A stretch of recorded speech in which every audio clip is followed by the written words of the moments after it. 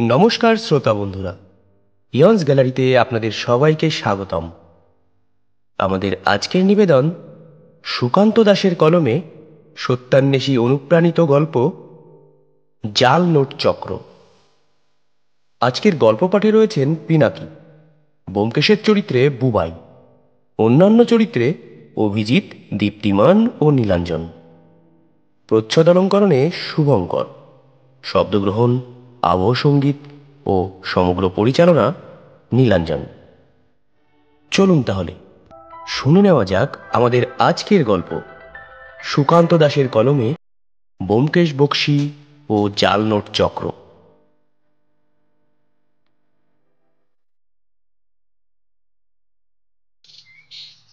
পুঁটিরামের কাছে শুনে আমি নিজের ঘর ছেড়ে ব্যোমকেশের ঘরে গিয়ে দেখি তার ঘরে এক মধ্যবয়স্ক ভদ্রলোক বসে আছেন।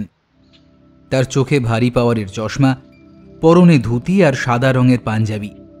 তবে ভদ্রলোকের চেহারা অতি সাধারণ, বিশেষভাবে বলার মতো কোনো বিশেষত্ব তার চেহারায় নেই। ভদ্রলোকের মুখ দেখে মনে হলো উনি কোনো বিষয় নিয়ে বেশ চিন্তিত হয়ে রয়েছেন।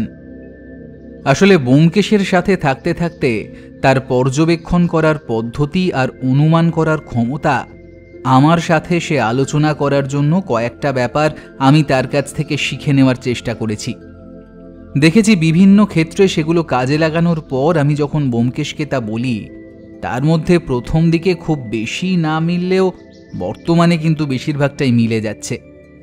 আর যেটুকু খামতি থেকে যায় সেটুকু ব্যোমকেশ নিজেই আমায় বেশ ভালোভাবে বুঝিয়ে দেয়। তাই এই ব্যাপারটা আমার নিজেরও বেশ ভালোই লাগে। তাই ভদ্রলোকের দিকে তাকিয়েই কিছুটা অনুমান করে নেবার চেষ্টা করে ফেললাম। কিন্তু প্রথমেই বলেছি, তার মধ্যে তেমন কোনো বিশেষত্ব নেই। তাই ওনার ওই চিন্তিত মুখ ছাড়া অন্য কিছুই আমি অনুমান করতে পারলাম না। আমি ঘরে এসে বসতেই ব্যোমকেশ আমার সাথে তার পরিচয় করিয়ে দিয়ে বলল, ইনি হলেন আমার বন্ধু অজিত রায়। আর অজিত, ইনি হলেন রঞ্জন কুমার দাস। আজ তিনি একটা অদ্ভুত কেস নিয়ে আমার কাছে এসেছেন। আসলে তুমি জানো অজিত, সবসময় খুন, ডাকাতি, চুরি এই সমস্ত ব্যাপার নিয়ে তদন্ত করতে করতে ব্যাপারটা মাঝে মধ্যে একঘেয়ে করে তোলে। তখন মনে হয় একটু অন্যরকম কেস পেলে বেশ ভালোই হতো।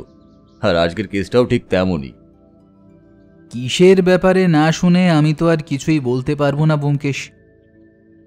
দুঃখিত অজিত। রঞ্জনবাবু, আপনি দয়া করে যদি আরও একবার আপনার সমস্যাটা খুলে বলেন, তাহলে দুবার শুনলে আমারও কিছু সুবিধা হবে। আর তাছাড়া আমার বন্ধুরও ব্যাপারটা শোনা হয়ে যাবে। আসলে এই কেসে ও আমায় সাহায্য করবে, তাই ওর শোনাটাও প্রয়োজন। রঞ্জনবাবু ডান হাত মুখের কাছে তুলে একবার অকারণেই মুখটা মুছলেন, তারপর বললেন, আমার নাম রঞ্জন কুমার দাস। আমি থাকি সেন্ট পিটার চার্চের কাছেই একটা বাড়িতে। তা সেখানে বর্তমানে আমি একাই থাকি। আসলে আমার স্ত্রী গত হয়েছেন কয়েক বছর হলো, আর এছাড়া আমাদের কোনো সন্তান ছিল না। তাই তারপর থেকে আমায় একাই থাকতে হয়েছে। আমি একটা সরকারি অফিসে কেরানির কাজ করতাম, তবে বেশ কয়েক বছর হলো সেই সমস্ত কিছু থেকে অবসর নিয়ে বাড়িতেই সাধারণ দিন যাপন করি। তবে একভাবে বাড়িতে থেকে এমন একটা একঘেয়ে ব্যাপার মনে হচ্ছিল, তাই সামান্য কিছু সময়ের জন্য হলেও এমন একটা কাজ আমি খুঁজছিলাম যাতে আমার সময়ও কেটে যাবে আর ওই বাড়তি কিছু অর্থ হাতে আসবে। এই সময়ই আমার সাথে পরিচয় হয় এক ভদ্রলোকের। তার নাম হলো মনোরঞ্জন বোস। লোকটার বাড়ি রাসবিহারী এভিনিউর কাছে একটা ছোট গলির মধ্যে। ভদ্রলোক খবরের কাগজে একটা বিজ্ঞাপন দিয়েছিলেন। তা তিনি একটি নতুন দোকান চালু করেছেন, আর তার জন্য একজন কর্মচারী প্রয়োজন। তার দোকান খোলা থাকবে সকাল থেকে বিকেল পর্যন্ত। সন্ধ্যের পর আর সেই দোকান খোলা থাকবে না। তাই আমিও অনেক ভেবে চিন্তে দেখলাম আমার সারাটা দিন তাহলে ওখানেই কেটে যাবে, আর সন্ধ্যের মধ্যে বাড়িতেও ফিরে আসতে পারবো। বাড়ি ফিরে রান্না বান্নার কাজটাও করে নেওয়া যাবে। এই ভেবে আমি সেই বিজ্ঞাপন মতো তার বাড়িতে গিয়ে উপস্থিত হলাম। সামান্য কিছু কথাবার্তার পর তিনি আমায় কাজে নিযুক্ত করলেন। আমি দেখলাম তার দোকানটা অতি সাধারণ একটা দোকান, যেখানে শুধুমাত্র চাবি, তালা আর লোহার সামান্য টুকিটাকি জিনিসপত্র বিক্রি করা হবে। আসলে ভদ্রলোকের দোকান একদম প্রস্তুত ছিল, তবে লোক না পাওয়ার জন্য তিনি সেটা করতে পারছিলেন না। আমার সাথে চুক্তি হয়, তিনি প্রতিদিন আমায় এই কাজের জন্য টাকা দেবেন। প্রতিদিন কাজের জন্য আমি পেতে থাকি 20 টাকা করে। আমার কাছেই এতে খুব একটা অসুবিধা ছিল না, তাই আমি সেই কাজে বহাল হই। আগেই বলেছি আমি কেরানির কাজ করতাম, আর আমি একাই থাকি, তাই আমার বেশ কিছু জমানো অর্থ পূর্বেই ছিল। তা সেই অর্থ দিয়েই আমার চলে যেত। আর ওই প্রতিদিনের 20 টাকা করে আমি একটা বাক্সে জমিয়ে রাখতাম। এভাবে প্রায় টানা 3 মাস আমি আমার কাজ করি।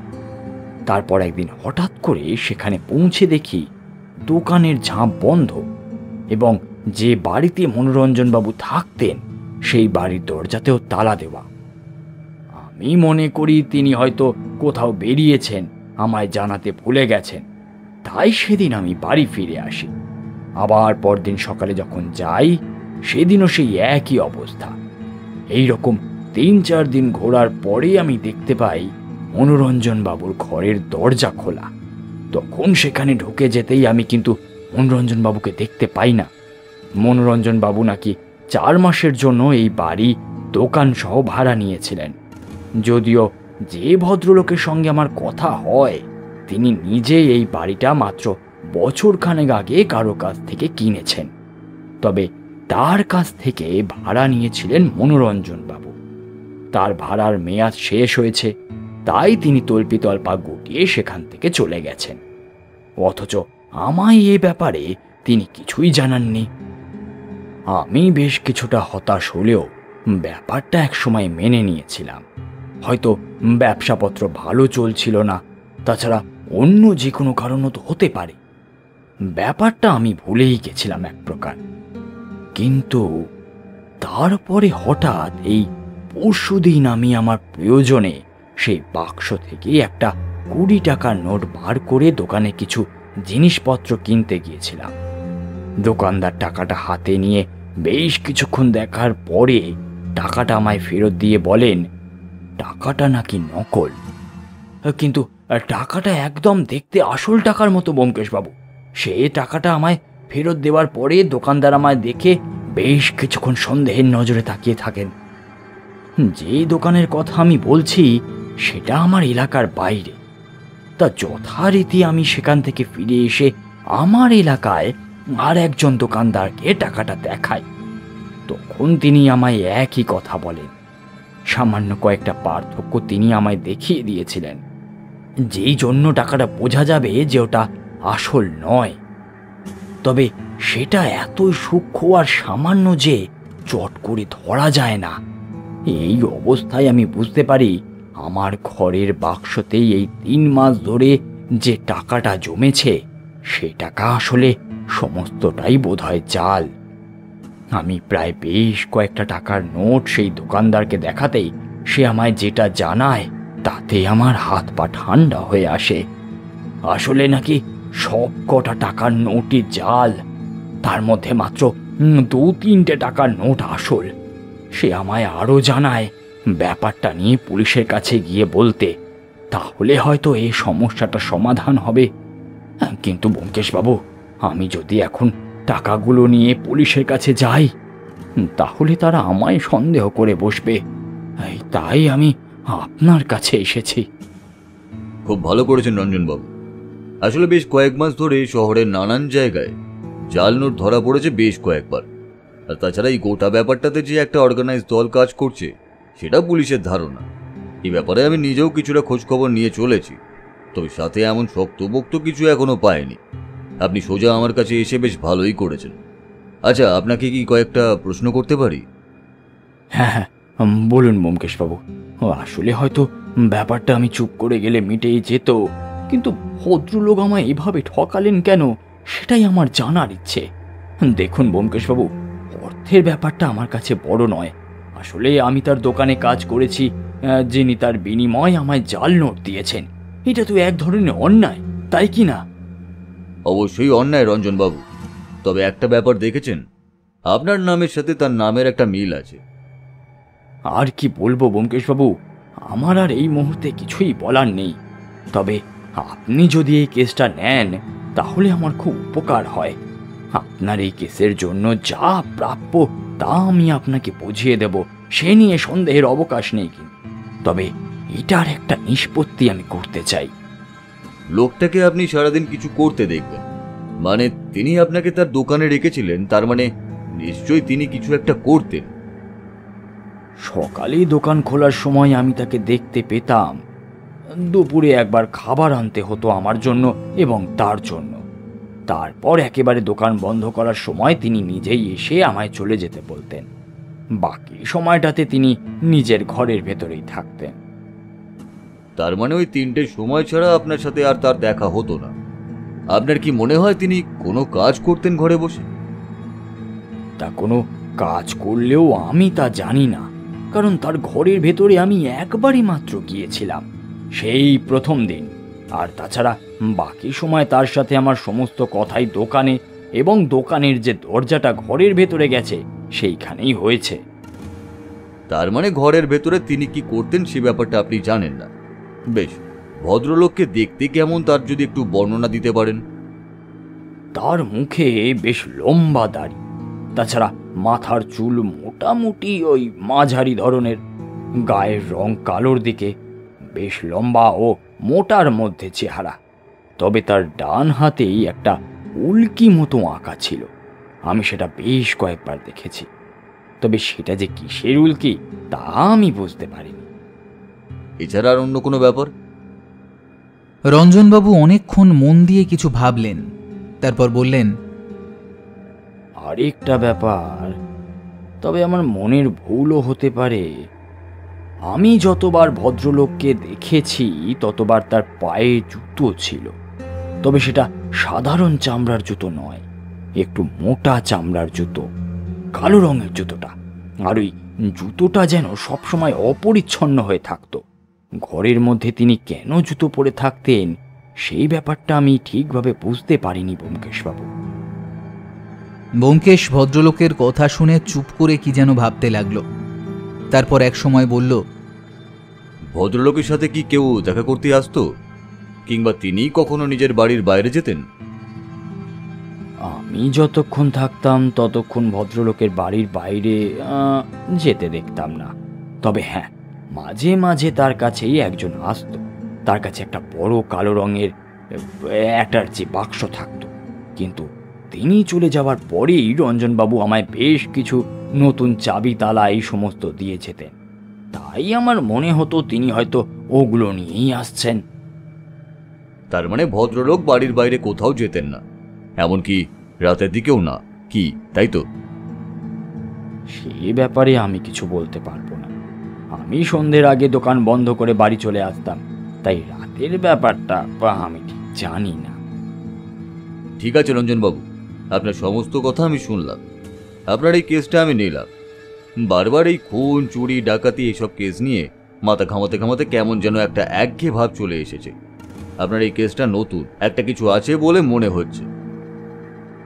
ব্যোমকেশবাবু, আমার বাড়িতে কিন্তু টেলিফোন নেই। আমি আপনাকে আমার বাড়ির নাম্বার আর এই ঠিকানাটা এই খাতায় লিখে দিয়ে গেলাম। তা যদি প্রয়োজন হয় আপনি আমার সাথে যোগাযোগ করে নেবেন। আর যদি একান্তই দরকার হয় তাহলেই এই যে এটা আমার পাশের বাড়ির টেলিফোন নাম্বার, এনাকে বললেই উনি আমার সাথে যোগাযোগ করিয়ে দেবেন। তাহলে ধন্যবাদ ব্যোমকেশবাবু। হ্যাঁ, আপনাকে ব্যাপারটা বলতে পেরে আমি অনেকটা নিশ্চিন্ত বোধ করছি এবার। না হলে এই জাল নোটের ব্যাপারে পুলিশের জানাজানি হয়ে গেলে আমি বড় বিপদে পড়ে যেতাম।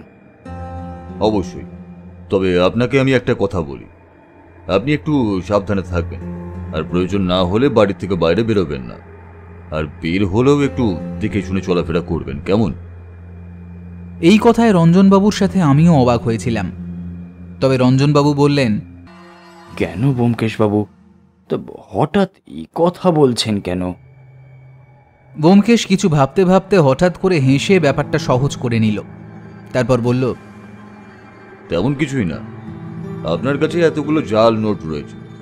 আচ্ছা, আপনি কি কোনো একটা নোট সঙ্গে করে নিয়ে এসেছেন? আহা, এই দেখো, একদম ভুলে গেছি।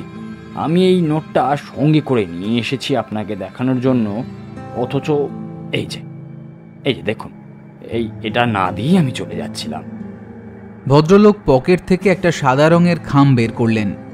তারপর সেই খামের ভেতর থেকে একটা 20 টাকার নোট আমাদের দিকে এগিয়ে দিলেন। সেটা ব্যোমকেশ হাতে নিয়ে বলল, তাহলে এবার আসুন রঞ্জনবাবু, আমি আপনার ব্যাপারটা দেখছি। রঞ্জনবাবু বেরিয়ে যেতেই আমি আর ব্যোমকেশ ভালো করে নোটটার দিকে ঝুঁকে পড়লাম। একটা 20 টাকার জাল নোট। নোটটা দেখে কিন্তু বোঝার কোনো উপায় নেই যে সেটা নকল। আমি নোটটা হাতে নিয়ে ঘুরিয়ে ফিরিয়ে দেখতে দেখতে একসময় ব্যোমকেশকে বললাম, ব্যোমকেশ, এই নোটটা যে জাল সেটা কি করে বোঝা যাবে বলো তো? ব্যোমকেশ নোটটা নিয়ে ঘরের সমস্ত দরজা জানলা সবকিছু বন্ধ করে দিল। তাতে গোটা ঘরটা অন্ধকার হয়ে এলো। তারপর সেই নোটটা আমাকে হাতে ধরতে বলে টর্চ লাইট জ্বালিয়ে তার আলো সেটার উপর ফেলল। আমি প্রথমটায় কিছু বুঝতে না পারলেও হঠাৎ করেই বুঝতে পারলাম, সাধারণ কোনো নোটের উপর আলো ফেললে নোটের ভিতরে একটা জল ছবি দেখতে পাওয়া যায়, কিন্তু এই নোটের ক্ষেত্রে সেটা নেই। ব্যোমকেশ আমার মুখ দেখে বোধহয় বুঝতে পেরেছিল আমি সেটা বুঝতে পেরেছি। তাই টর্চ রেখে ঘরের জানলা দরজা সমস্ত কিছু খুলে দিয়ে আবার টেবিলের উপর এসে বসে আমায় নোটটার বিভিন্ন জায়গায় কিছু কিছু জিনিস দেখাতে লাগলো। যেমন নোটটার কাগজ, তারপর নোটের একদম চারপাশে কিছু জায়গায় বিভিন্ন আঁকা ছবি, এবং তার সাথেই ব্যোমকেশ নিজের ড্রয়ার থেকে একটা আসল 20 টাকার নোট বার করে দুটো নোটের সাথে মিলিয়ে দেখাতে লাগলো। বেশ কিছুক্ষণ সময় ধরে এটা চলার পর আমি বুঝতে পারলাম এই পার্থক্যগুলো কিন্তু খুবই সূক্ষ্ম। ব্যাপারগুলো মাথায় না থাকলে চট করে আসল আর নকলের মধ্যে পার্থক্য বোঝা যাবে না। সে যাই হোক, নোটটা যে নকল সে ব্যাপারে আমিও নিশ্চিন্ত হবার পর ব্যোমকেশকে বললাম, তাহলে এবার কি করতে চাইছো তুমি? আমার তো মনে হয় আমাদের প্রথমেই সেই দোকান আর বাড়িটায় যাওয়া উচিত, যেখানে এই ভদ্রলোকের বলা কথা অনুযায়ী মনোরঞ্জনবাবু 4 মাসের জন্য ভাড়া থাকতে এসেছিলেন। একদম ঠিক বলেছ অজিত, আমিও সেখান থেকেই তদন্তটা শুরু করব বলে ভাবছি। তা না হয় ঠিক আছে, কিন্তু এই কেসটা তো অতি সাধারণ ব্যোমকেশ। একজন আরেকজনকে কিছু জাল নোট দিয়ে ঠকিয়ে তারপর তল্পিতল্পা গুটিয়ে কেটে পড়েছে। এটার মধ্যে তুমি এত রহস্য কি পেলে বলো তো? সবটাই আমার অনুমান, বুঝলে অজিত। আসলে বেশ কয়েক মাস ধরেই শহরে জাল নোটের ব্যাপারটা রমরমে চলছে, আর তার মধ্যে এই ভদ্রলোক প্রতিদিন একটা করে 20 টাকার নোট রঞ্জনবাবুকে দিতেন। আমার প্রশ্ন হলো, এত নকল নোট তিনি কোথায় পেলেন? এছাড়াও আরো কয়েকটা ব্যাপারে আমার খটকা রয়েছে। তাই এই কেসটা আমি হাতে নিলাম, আর আমার মনে হয় এই কেসটার শেষ পর্যন্ত গেলে নিশ্চয়ই কিছু না কিছু একটা বেরিয়ে পড়বে। ব্যোমকেশের যখন মনে হয়েছে এই কেসটায় কিছু একটা আছে, তাহলে আমার আর সেখানে আপত্তি করার কিছুই থাকে না। তাই কথা মতো পরদিন সকালে আমি আর ব্যোমকেশ বেরিয়ে পড়লাম সেই দোকান আর সেই বাড়িটার উদ্দেশ্যে, যেখানে রঞ্জনবাবু এই কয়েক মাস ধরে কাজ করছিলেন। যথারীতি ঠিকানা খুঁজে পেতে খুব একটা অসুবিধে হলো না, কারণ রঞ্জনবাবু যে কাগজে নিজের বাড়ির ঠিকানা লিখে রেখেছিলেন সেই কাগজেই এবারই ঠিকানাও লেখা ছিল। সেই বাড়িতে গিয়ে দরজায় কড়া নাড়তেই এক ভদ্রলোক বেরিয়ে এলেন। এটা কি মনোরঞ্জনবাবুর বাড়ি? এটা মনোরঞ্জনবাবুর বাড়ি নয়। এই নিয়ে মোট 3 জন আমার কাছে এলো এই কথাটা জানতে, কিন্তু বিশ্বাস করুন মশাই, এটা আমার বাড়ি। আমি ভদ্রলোককে মাসখানেকের জন্য বাড়িটার দোকানটা ভাড়া দিয়েছিলাম মাত্র। ও, ক্ষমা করবেন, আসলে আমায় একজন এ বাড়ির ঠিকানা দিয়েছিলেন। মনোরঞ্জনবাবু নাকি তালা চাবির ব্যবসা করেন, তাই সে ব্যাপারে তার সাথেই কথা বলার জন্যই আমি এসেছিলাম। আপনি ঠিকই শুনেছেন, সে ব্যবসাই ভদ্রলোক করতেন, কিন্তু এখানে যে সে ব্যবসা কেমন চলতো সে ব্যাপারে কিন্তু আমার যথেষ্ট সন্দেহ আছে মশাই। ঘরের মধ্যে বোঝাই করা তালা চাবি সবকিছুই রয়ে গেছে, অথচ ভদ্রলোক বাড়ি ছেড়েই চলে গেছেন। সে কি, ভদ্রলোক যাওয়ার সময় তার জিনিসপত্র নিয়ে যাননি? জিনিসপত্র আর কি ছিল তার কাছে? ওই কয়েকটা জামা কাপড় আর একটা স্যুটকেস, আর তাছাড়া বাড়ির আসবাবপত্র তো সবকিছু আমিই দিয়েছিলাম। সেই শর্তেই তাকে ভাড়া দেয়া হয়েছিল। তবে দোকানের জিনিসপত্রগুলো কেন নিয়ে যাননি সেটা কিন্তু আমি বুঝতে পারছি না। আপনাকে একটু বিরক্ত করব, আমার না একটা তালা চাবির খুব প্রয়োজন ছিল, কোথাও পাচ্ছি না সেটা। তো আপনি যদি একটু দয়া করে আমার দোকানে ঢোকার অনুমতি দেন, তাহলে খুঁজে দেখি, যদি সেটা পেয়ে যাই তাহলে আমার খুব উপকার হয় আর কি। আসলে আমার বাড়ির একটা সিন্দুকের তালার চাবিটা হারিয়ে গেছে, সেটার জন্যই আমি এখানে এসেছিলাম। এখন যদি আপনি আমাকে সামান্য দয়া করেন তাহলে আমি উদ্ধার হয়ে যাই আর কি। ব্যোমকেশের কাণ্ড দেখে আমার খুব হাসি পেল, কিন্তু খুব জোর করে সেটা আটকে রেখে দাঁড়িয়ে রইলাম ভদ্রলোক কি বলেন তা দেখার জন্য।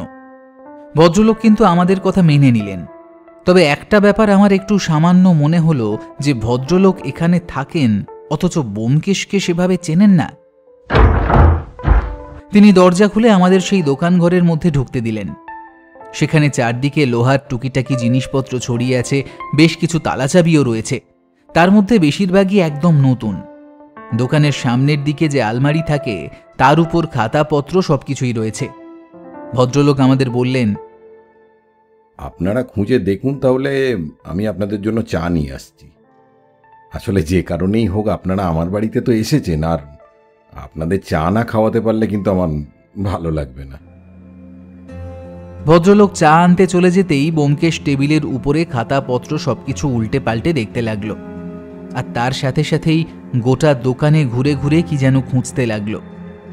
একসময় ভদ্রলোক সত্যিই 2 কাপ চা নিয়ে এসে আমাদের দিলেন, তারপর বললেন, আপনার চাবি কি পাওয়া গেছে? না, কোনো চাবি তো মনে হলো না, তবে এই চাবিটা নিলাম যদি তালায় লাগে। আচ্ছা, এই বাড়িটার কি বর্তমান মালিক আপনি নিজেই? আমি আসলে এখানকার বাসিন্দা নই, আমি দেশের বাইরে থাকতাম। বছরখানেক হলো এখানে ফিরে এসেই বাড়িটা কিনে নিয়েছি। ব্যোমকেশ হঠাৎ একটা অদ্ভুত প্রশ্ন করে বসল। আপনার বাড়িতে কি কোনো এমন ঘর আছে যেটা আপনি ব্যবহার করেন না? ভদ্রলোক ব্যোমকেশের কথায় কেমন যেন অবাক হয়ে গেলেন, তবুও বললেন, তেমন কিছু তো আমার মনে হচ্ছে না। এ বাড়িতে যে কটা ঘর আছে আমি তার সব কটাকেই ব্যবহার করি। যদিও আমি একা মানুষ, তবে এ বাড়িতে ঘর বলতে মাত্র 2টো। তাছাড়া একটা বাথরুম আর একটা রান্নাঘর রয়েছে, আর সামনের দিকেই ওই দোকানটা। আপনি চাইলে দেখতেই পারেন। একটা কথা বলুন তো, আপনারা কি সত্যিই চাবির জন্য এখানে এসেছিলেন? ব্যোমকেশ ভদ্রলোকের কথায় হেসে ফেলল, তারপর বলল, ক্ষমা করবেন, আপনাকে সামান্য মিথ্যে বলতে হয়েছিল। আসলে আমি একটা নতুন কেস সাথে নিয়ে এসেছি। আমার নাম ব্যোমকেশ বক্সি, আর ইনি হলেন আমার বন্ধু অজিত রায়। এক মিনিট, ব্যোমকেশ বক্সি নামটা কেমন চেনা চেনা বলে মনে হচ্ছে। আপনি কি গোয়েন্দা মশাই? হ্যাঁ, যতদূর মনে হয় কিছুদিন আগে শহরে একটা খুনের কেসের ব্যাপারে আপনি তদন্ত করছিলেন না? হ্যাঁ, আমি সেই ব্যোমকেশ বক্সি, তবে আমি গোয়েন্দা নই, আমি সামান্য সত্যান্বেষী মাত্র। গোয়েন্দা শব্দটা আমার ঠিক পছন্দ হয় না, আমি সত্য অন্বেষণ করি। আপনি তো মশাই তাহলে গুণী লোক। আপনি এখানে দাঁড়িয়ে আছেন কেন? আসুন, আমার ঘরের ভেতর আসুন। কিছু মনে করবেন না, আসলে একা থাকি তো, তাই চট করে বাইরের কাউকে ঘরে ডেকে আনতে ভরসা পাই না। আজকাল দিনকাল তো ভালো নয়, কখন কোথা থেকে যে কি হয়ে যায়। আমরা ভদ্রলোকের সাথে তার ঘরে বসতেই ভদ্রলোক জমিয়ে বলতে শুরু করলেন, আমার নাম অবিনাশ সাহা। আমি একসময় আর্মিতে ছিলাম, আর তার জন্যই আমার দেশের বাইরে নানা জায়গায় থাকতে হতো। তবে এখন সেসব থেকে রিটায়ার করে শহরে এসেই বসেছি। এই বাড়িটা যে বছরখানেক হলো কিনেছি তা আপনাকে আগেই বলেছি। তাছাড়া আমার পরিবার নেই, কেউ নেই এখানে। একা আমার নিশ্চিন্তে ভালোভাবেই দিন কেটে যায়। কিছু মনে করবেন না, একটা কথা বলুন তো, আপনি আমার বাড়িতে এলেন কোনো কেসের তদন্ত করছেন নাকি? ব্যোমকেশ তখন রঞ্জনবাবুর গোটা ব্যাপারটাই তাকে খুলে বলল, এমনকি জাল নোটের ব্যাপারেও সমস্তটা বলল। শুনতে শুনতে ভদ্রলোক কেমন যেন অবাক হয়ে গেলেন, তারপর বললেন, লোকটাকে দেখে আমার কেমন যেন একটু অন্যরকম বলে মনে হয়েছিল, বুঝলেন ব্যোমকেশবাবু। আসলে তার হাতে একটা উল্কি আঁকা, তারপর চেহারাটাও ঠিক কেমন যেন। তবে বাড়ি ভাড়া দেওয়ার আমার যথেষ্ট কারণ ছিল। আমি আগে যেখানে থাকতাম সেখানে কয়েক মাসের জন্য যাব ভেবেছিলাম, তাই বাড়িটা ফাঁকা রেখে যেতেও সাহস পাইনি। সে সময় ভদ্রলোকের সাথে আমার হঠাৎ করে পরিচয় হয়, তাই জন্যেই আমার কাছে আসেন। তখনই আমি ভাবি হয়ে যাবে, আর আমার জিনিসপত্র তাকে ব্যবহার করতে দিই।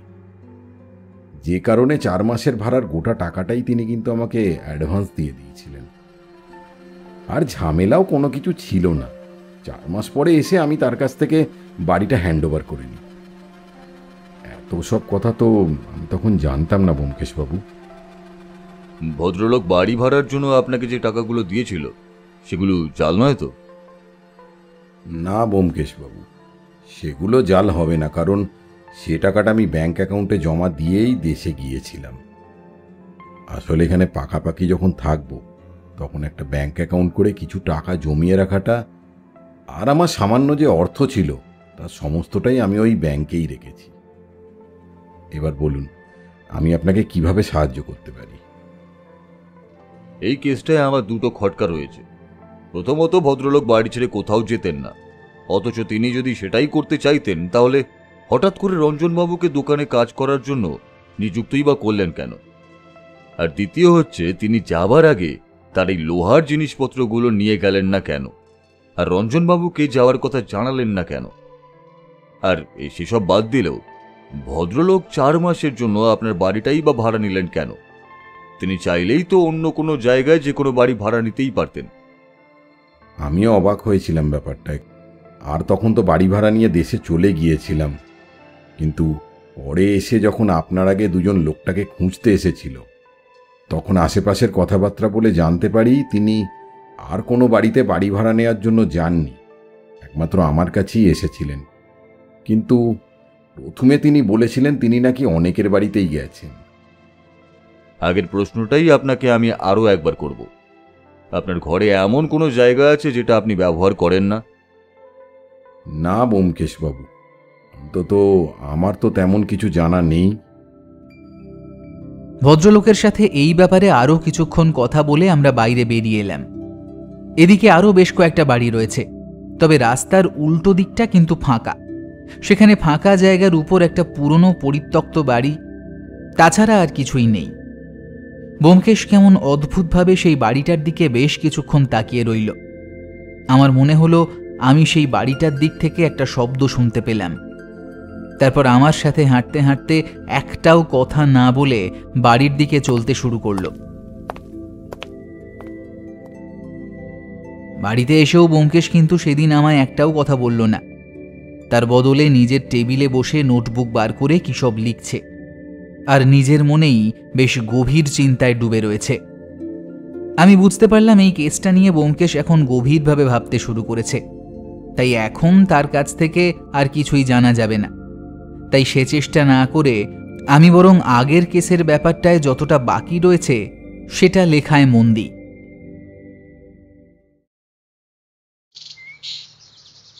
পরদিন সকালে ব্যোমকেশ আমায় তার ঘরে ডাকল। আমি যেতেই দেখি সে একটা খাতা খুলে তাতে কি যেন লিখছে। আমায় ঢুকতে দেখে বলল, এসো অজিত, তোমার সাথে এই কেসটা নিয়ে কিছু পরামর্শ করা দরকার। আমি আমার জন্য বরাদ্দ চেয়ারে বসলাম। ব্যোমকেশ বলল, তোমায় কয়েকটা প্রশ্ন করব, সেই প্রশ্নগুলোর তুমি যতটা জানো ততটা উত্তর দেবে, তাহলেই হবে। বেশ, তাই করো। মনোরঞ্জনবাবু এত বাড়ি থাকতে কেন অবিনাশ সাহার বাড়িটা ভাড়া নিতে গেলেন, তাও মাত্র 4 মাসের জন্য? আমার মনে হয় তিনি প্রথমে অবিনাশবাবুর সাথে কথা বলেছিলেন, আর তাছাড়া তার বাড়িতে আসবাবপত্র সমস্ত কিছুই পেয়ে যাচ্ছেন, তাই তিনি বাড়িটা ভাড়া নিয়েছিলেন। এর একটাই মানে দাঁড়াচ্ছে, মনোরঞ্জনবাবুর কাছে কোনো রকম আসবাবপত্র কিংবা নিজের নির্দিষ্ট ঘর নেই, অথচ তার মতো এই বয়সে একজন মানুষের পক্ষে এই ব্যাপারটা অস্বাভাবিক। যদি না তিনি এমন কোনো কাজের সাথে যুক্ত থাকেন যেটা তাকে বাড়ি ছেড়ে করতে হয়, অথবা তার পেছনে পুলিশ রয়েছে। আমি ব্যোমকেশের কথায় সামান্য চমকে উঠলাম। আরে তাই তো, এই ব্যাপারটা তো আমি ভেবে দেখিনি। মনোরঞ্জনবাবু যদি সারাদিন বাড়িতেই থাকবেন, তাহলে তার চাবির দোকানে রঞ্জনবাবুকে রাখার প্রয়োজন কি ছিল? এই ব্যাপারটা নিয়ে আমি নিজেও ভেবেছি ব্যোমকেশ, তবে আমার মনে হয় তিনি সবার সামনে আসতে চাইতেন না। সেই কারণেই দোকানে রঞ্জনবাবুকে রেখে তিনি নিজে ঘরের ভেতরেই থাকতেন। এমনকি দুপুরের খাবার রঞ্জনবাবুকে দিয়েই আনাতেন। এটা কিন্তু রঞ্জনবাবু বলেছিলেন। তার মানে বাইরে এসে পড়লে কেউ না কেউ তাকে চিনে ফেলতে পারে, এই একটাই সমস্যা ছিল তার। সে কারণে সারাদিন বাড়ির বাইরে না এলেও সন্ধ্যের পর বের হতেন। সেটাও হতে পারে, সন্ধ্যের পর বেরোলে তাকে সহজে চিনে ফেলা যাবে না।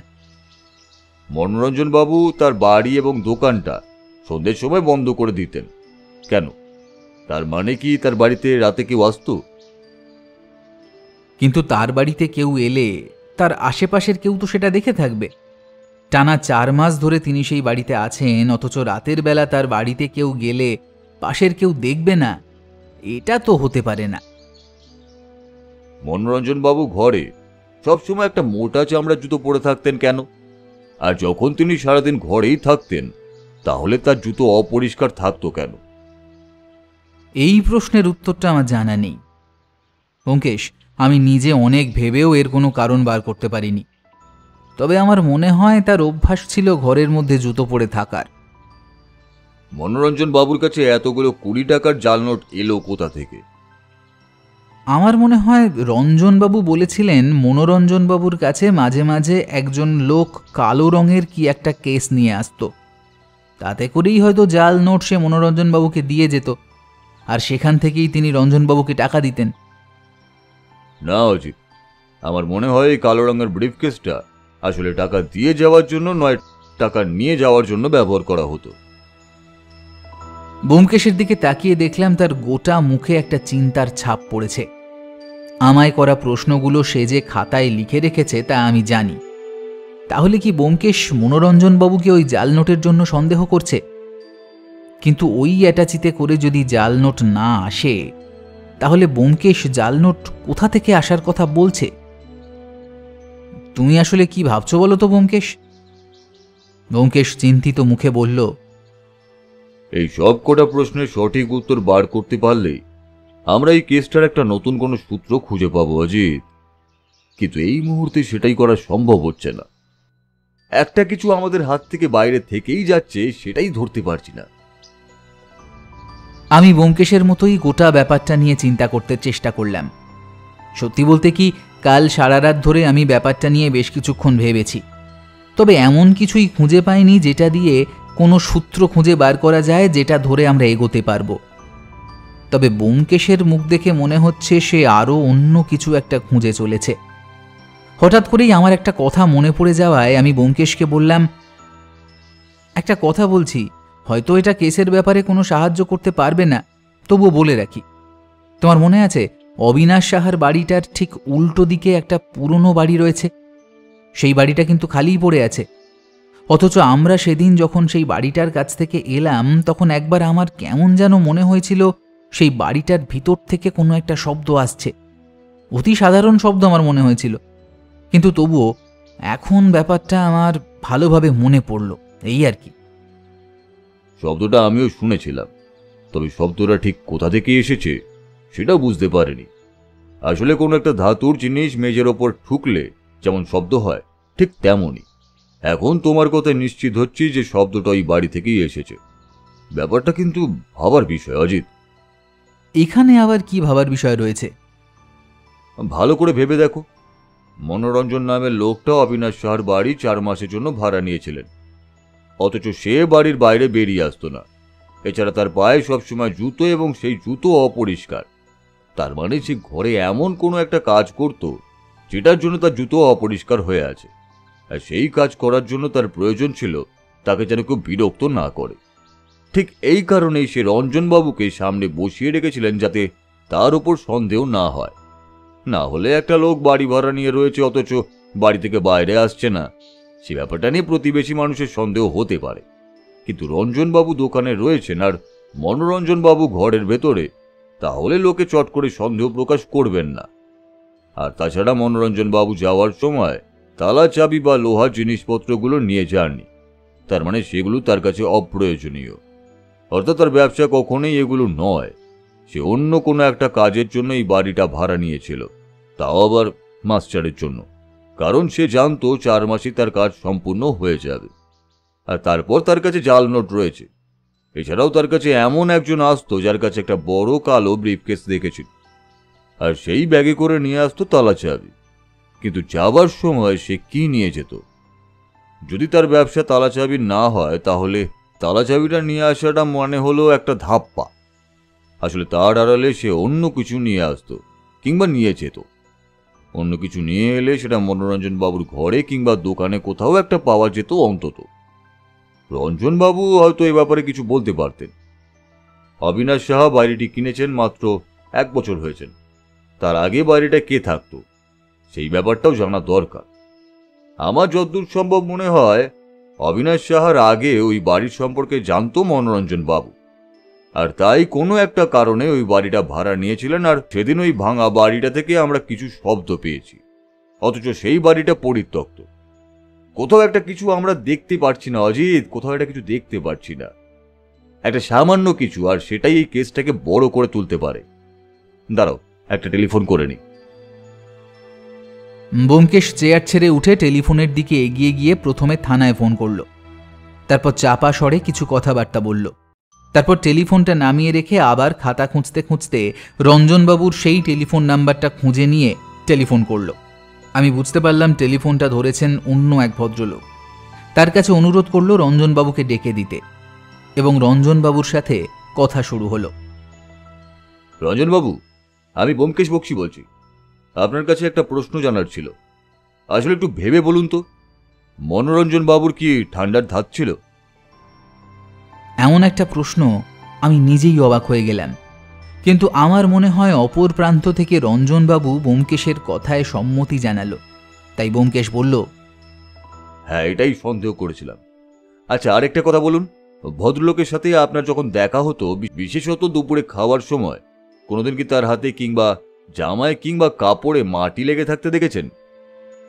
অপর প্রান্ত থেকে কি উত্তর এলো আমার জানা নেই, কিন্তু ব্যোমকেশের মুখটা কেমন যেন উজ্জ্বল হয়ে উঠল। আমি বুঝতে পারলাম ব্যোমকেশ এমন কিছু একটা পেয়েছে যাতে এই কেসটা এবার একটা সোজা পথে এগিয়ে যেতে পারে।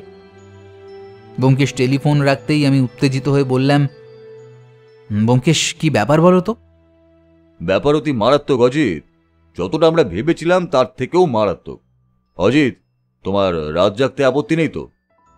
না, কিন্তু ব্যাপারটা কি বলো তো? আমার মনে হয় আজ কিংবা কাল, এই 2 দিনের মধ্যেই যে কোনো একদিন আমাদের রাত জাগতে হতে পারে। তবে তার আগে আরও একটা কাজ করতে হবে, সেটা আজকেই করে নেব। আজ বিকেলে আমরা আবার অবিনাশ সাহার বাড়িতে যাচ্ছি। সে না হয় যাচ্ছি, কিন্তু কেন? ব্যোমকেশ একটা রহস্যময় ভঙ্গিতে আমার দিকে তাকিয়ে বলল, মৌমাছি একটা একটা করে বেরিয়ে পড়ছে অজিত। এবার একেবারে মৌমাছির চাকে ঢিল মেরে দেখতে হবে কি বেরিয়ে আসে, মধু নাকি মৌমাছি। আগের দিন অবিনাশ সাহার বাড়িতে আমরা 2টো ঘর এবং সমস্ত জায়গাটা ঘুরে দেখেছিলাম, কিন্তু আজকেও ব্যোমকেশ কেন জানি না সেই একই কাজ করতে লাগলো। সেটা করতে করতে একসময় অবিনাশবাবুকে বলল, আপনার মনে আছে মনোরঞ্জন বাবু কোন ঘরটা থাকার জন্য বেছে নিয়েছিল? অবিনাশবাবু অবাক ভঙ্গিতে একটা নির্দিষ্ট ঘর দেখিয়ে দিল। ব্যোমকেশ সেই ঘরের আর অন্য কোনো দিকে না তাকিয়ে একটা লাঠি দিয়ে ঘরের মেঝে ঠুকতে লাগলো। গোটা ঘরের মেঝে ঠোকা হয়ে যাওয়ার পর আমরা দেখতে পেলাম সেই ঘরের বিছানার তলায় একটা কার্পেট পাতা রয়েছে।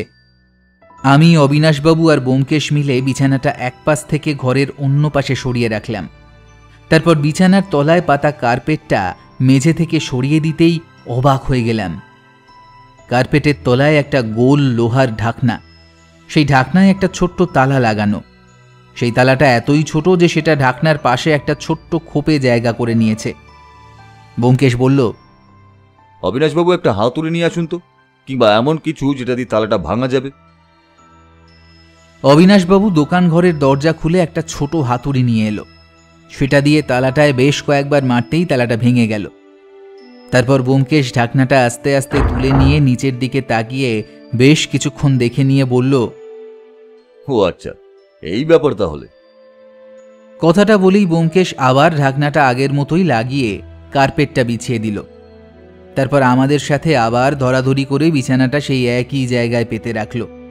তারপর আমরা 3 জন মিলে সেই ঘর থেকে অন্য ঘরে এসে বসলাম। আপনি জানতেন না আপনার ঘরের ঠিক তলায় এরকম একটা গুপ্ত ঘর রয়েছে? সত্যি বলছি ব্যোমকেশবাবু, ওই নিচের কার্পেটটা আমি কখনো তুলে দেখার চেষ্টা করিনি। আসলে একলা থাকি তো, তাই ঘর পরিষ্কার করার জন্য যেটুকু প্রয়োজন হয় সেটুকু ওপর দিয়ে পরিষ্কার করে নিই। তাই বিছানার নিচে কার্পেট তুলে তার নিচে দেখার কোনো প্রয়োজন আমার হয়নি। কিন্তু মনোরঞ্জন বাবুর হয়েছিল, কারণ এই তালাটা বেশ নতুন। খুব বেশি দিন এই তালাটা লাগানো থাকলে তাতে জং ধরে যেত, কিন্তু এই তালায় কোনো জং পড়েনি। অজিত, মনে হয় আজ রাতেই আমাদের একবার নৈশ অভিযানে বের হতে হবে। কিন্তু ওই গুপ্ত ঘরের মধ্যে কি আছে সেটা না দেখেই তুমি বন্ধ করে রাখলে? উপর থেকেই যা দেখার দেখে নিয়েছি। এখন ভিতরে ঢুকতে গেলে সমস্যা হতে পারে। এখন নয়, একেবারে সন্ধ্যের দিকে আমরা আবার আসব। তখন আমাদের সাথে না হয় একজন পুলিশ অফিসারকেও নিয়ে আসব।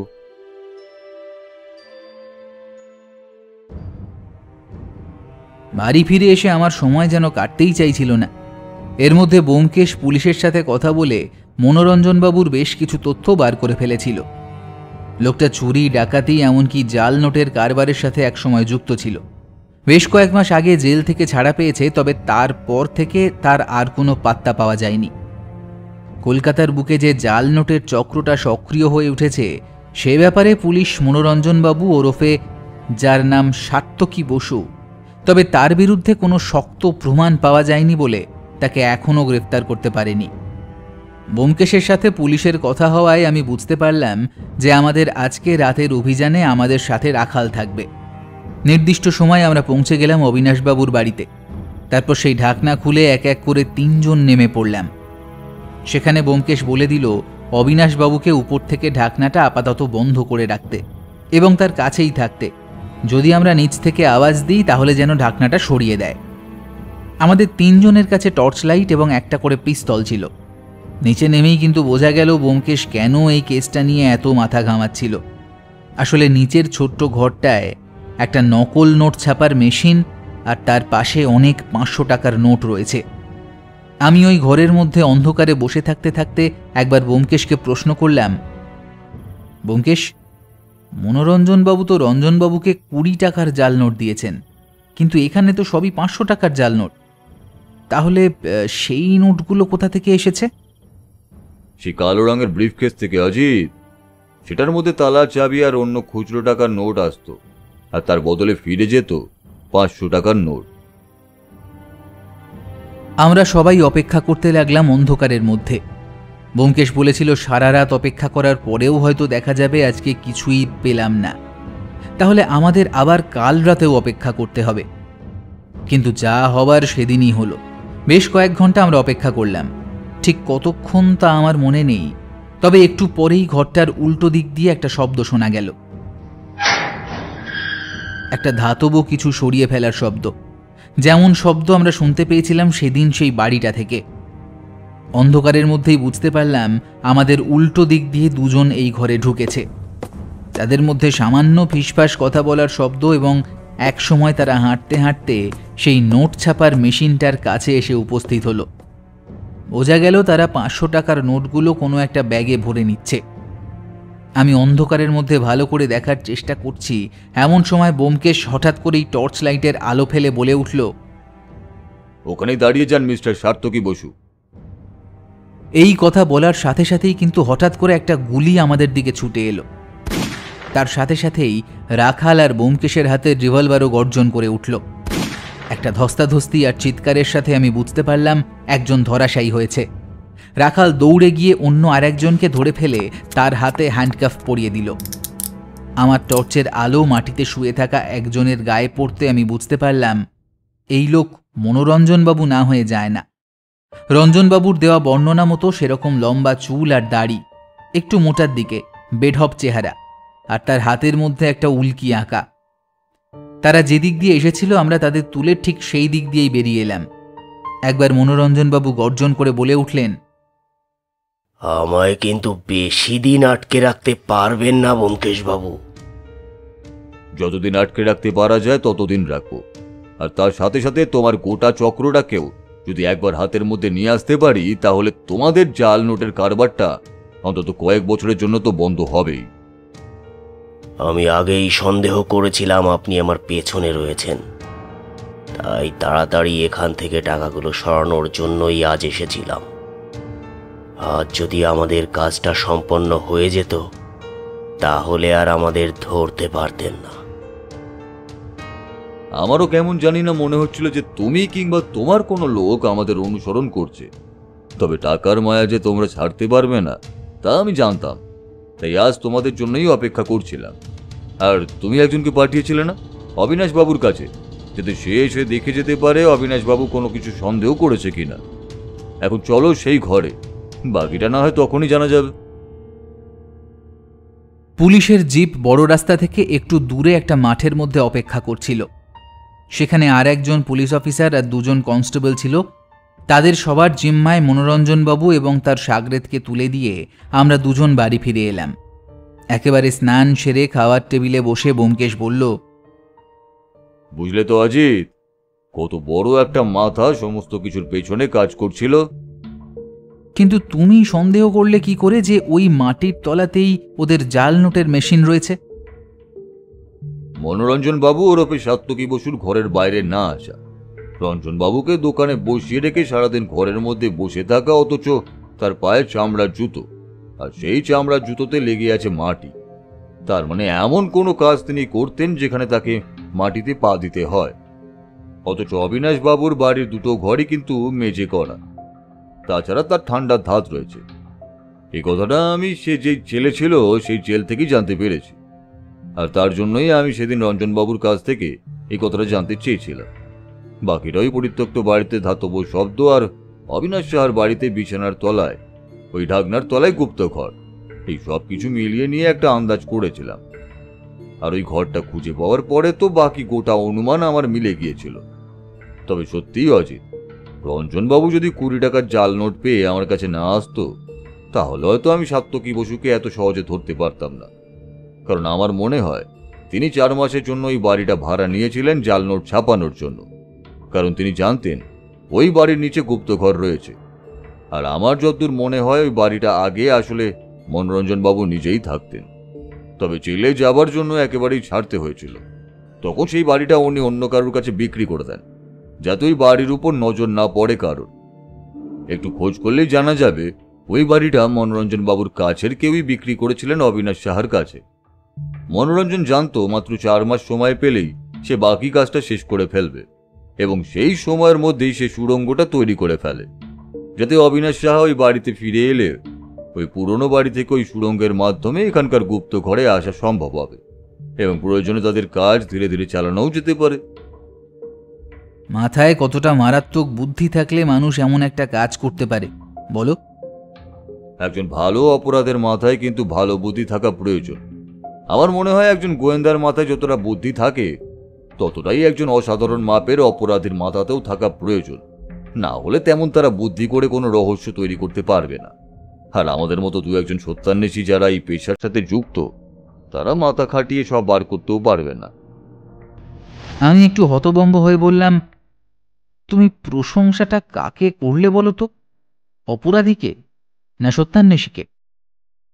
ব্যোমকেশ আমার কথার উত্তর দিল না, তার বদলে হেসে উঠল। সত্যবতী ঠিক সেই সময় খাবার নিয়ে আমাদের খাবার টেবিলের কাছে এসে পৌঁছে অবাক হয়ে আমাদের দুজনকে হাসতে দেখল।